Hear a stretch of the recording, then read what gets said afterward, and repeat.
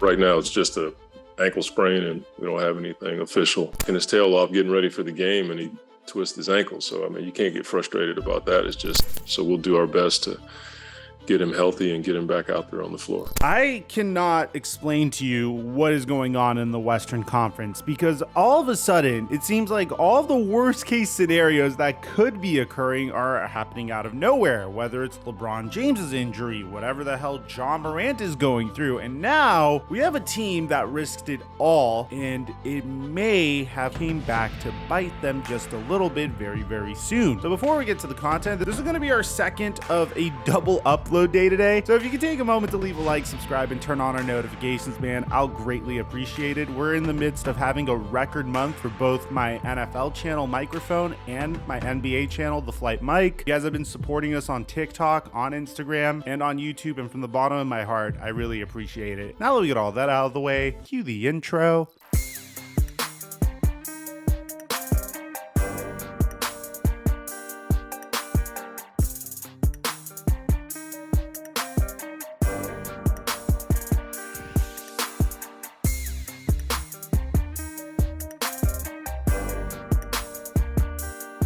So I've made almost $5,000 playing this game over the past couple months and posting my picks and selections onto my Instagram story for you guys to follow them. And the game that I'm obviously talking about is Prize Picks. Right now, when you use my promo code microphone, they'll match up to $100 of your initial deposit with another $100. And it's been a lot of fun. I mean, yesterday I had Killian Hayes getting less than 21 points, rebounds, and assists. You went into the third quarter with 18, and he finished the game with 20.5. I can't tell you how euphoric that feeling was when I saw that I was able to make $210 off of a pick that came within 0.5 of not hitting. So if you want to check out Prize Picks, make sure you use my promo code microphone for a free 100% deposit match up to $100. And follow me on Instagram if you want to follow my picks on Instagram. Mic check 1 2 1 2. What's going on, everybody? A few weeks ago, we experienced one of the greatest NBA trade deadlines of all time. I don't think any trade deadline came even close to this amount of activity in NBA history. We've always had very exciting trade deadlines with a lot of speculation, but eventually nothing would end up happening, or maybe one big trade would end up happening.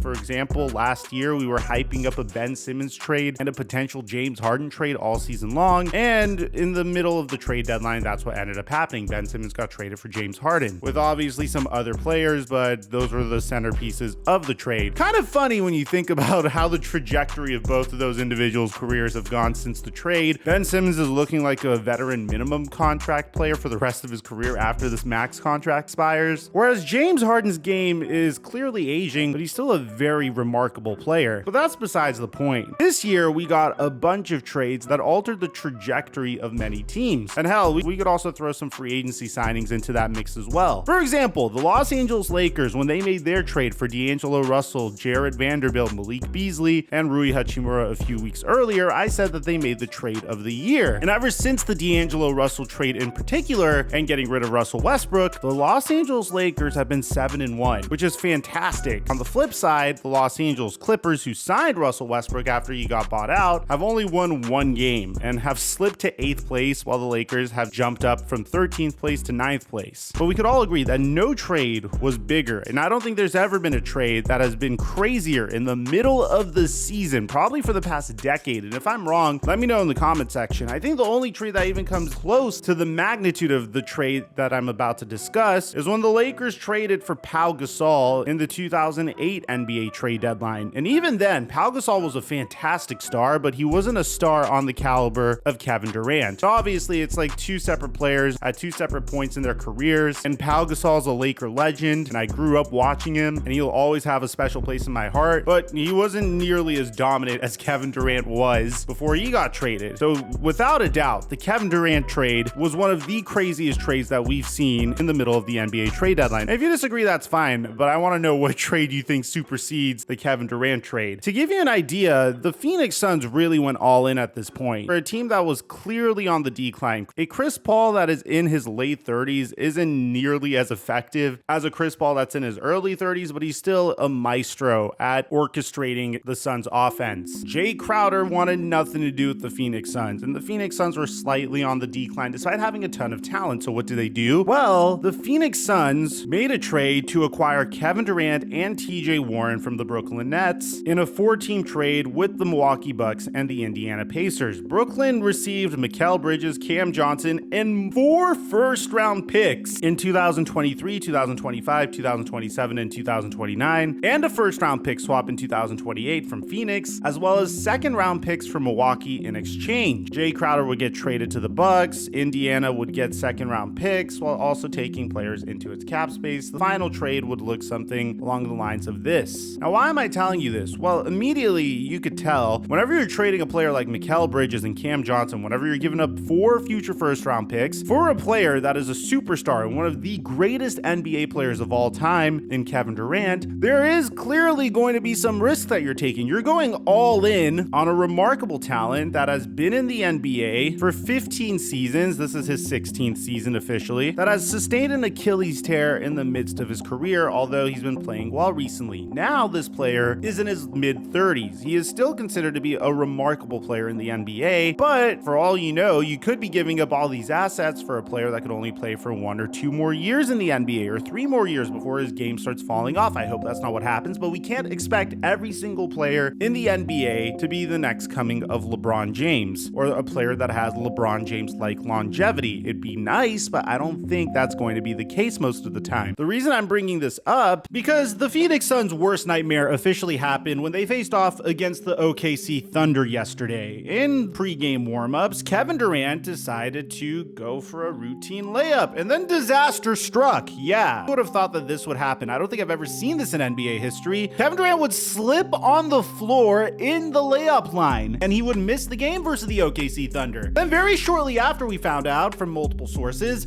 that Kevin Durant could miss the remainder of the regular season with a grade 2 sprain, per AZ Central. If you're a Suns fan, you're concerned about the long term because you gave up 4 first-round picks, Mikal Bridges and Cameron Johnson, for Kevin Durant, and there are concerns about his longevity, even though he is one of the greatest scorers of all time. But I think we already discussed that a little bit earlier. So let's talk about the short term, because there is a situation that was eerily reminiscent about the situation, and that's the 2021 Brooklyn Nets. After they traded for James Harden, they were dealing with a lot of the same issues. The Brooklyn Nets didn't have the opportunity to see Kevin Durant, James Harden, and Kyrie Irving play with each other very much after trading for James Harden. Regardless, they did have a nice run in the playoffs until Kyrie Irving got injured, but the concern that I had back then was the fact that this team did not have an opportunity to play with one another and really develop some chemistry. When you consider all the players that they also brought in from the buyout market, like Blake Griffin and LaMarcus Aldridge, I felt like the Brooklyn Nets were going to be screwed as a result of the fact that they didn't have the opportunity to become familiar with one another. Ultimately, they weren't able to win a championship, as we all know. In this case, I think there's some parts that are a little bit different and some parts that are pretty identical. It's identical in the sense that, yeah, Kevin Durant may not be able to establish chemistry with his Phoenix Suns teammates until potentially the start of the playoffs. He might miss some of the playoffs as well, and I think that's really crucial. I don't think he's going to be in trouble in terms of playing in an offense that he's unfamiliar with, because the Phoenix Suns run a very similar offense as to what the Brooklyn Nets ran last year and what the Golden State Warriors would run during Kevin Durant's tenure there, so I don't think he's going to have a problem with that. But in terms of adapting to Devin Booker, Chris Paul, DeAndre Ayton, having those moments with Monty Williams, and really learning each other's tendencies, I think that's really crucial in the Western Conference playoffs, especially when you consider how it's essentially a crapshoot in the Western Conference at this point. Originally, in my videos on the Memphis Grizzlies, I said that the Grizzlies have this remarkable opportunity to potentially make a push into the Western Conference Finals or even the NBA Finals. When you consider how the Golden State Warriors took a step back, the Los Angeles Clippers are slowing down considerably ever since adding Russell Westbrook. You have the Sacramento Kings, who are in second place, which is a crazy story, by the way, this year. And then, of course, the Denver Nuggets, who have been absolutely awesome this year. But I said the number one threat to the Grizzlies was going to be the Phoenix Suns, who just traded for Kevin Durant, who were undefeated ever since Kevin Durant took the floor for them. And now Kevin Durant is out for the rest of the season and potentially the start of the playoffs. So